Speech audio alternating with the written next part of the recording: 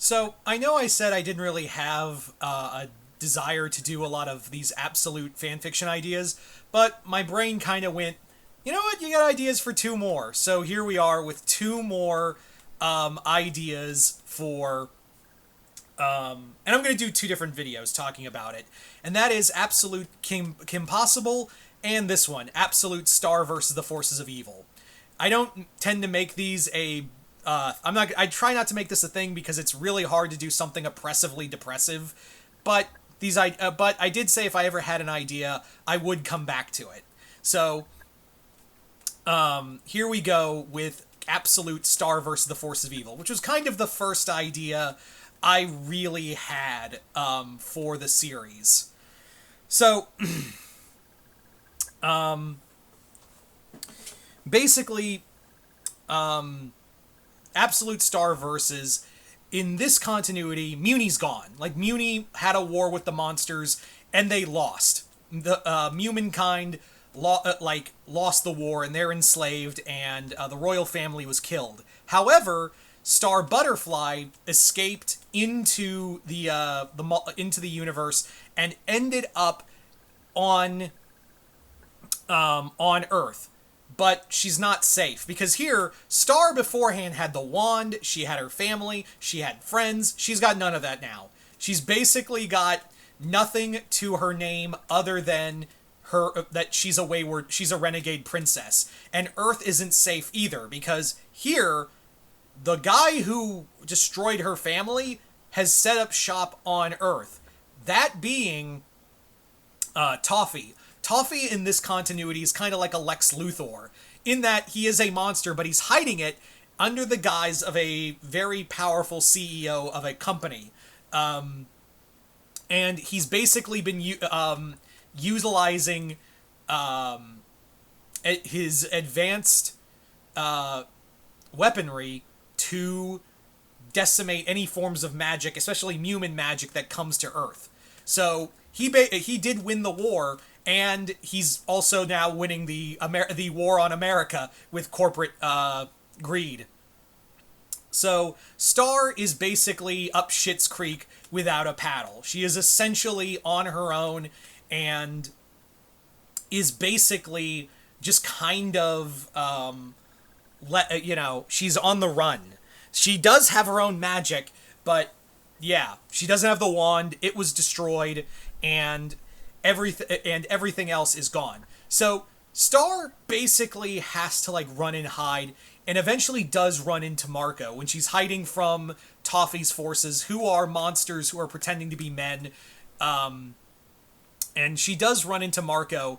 And in here, Marco is not the safe kid. He is basically a bit of a renegade who who basically lost his father and doesn't really have a father figure. So he's kind of been the bad boy for the most part. He's a bully. He's a jerk. But when he meets Star, he's like, who the fuck is this? And he meets Star, hides her from Toffee's forces, and now basically helps her hide from them, because at first she's like, I'm a princess, and she shows off her magic, and at first Marco considers selling her out for a big paycheck, but then he thinks something's not right here, this ain't right, and also fuck the corporates. So Marco now has to help Star, and what they're looking for is just other wayward humans who have also fled to Earth. Star wants to make this isn't like happy-go-lucky Star. That's the other thing you have to really understand, is that this isn't like happy-go-lucky, I'm carefree. No, Star in this continuity is a soldier. She's a warrior princess who is trying to retake her home and reclaim her throne.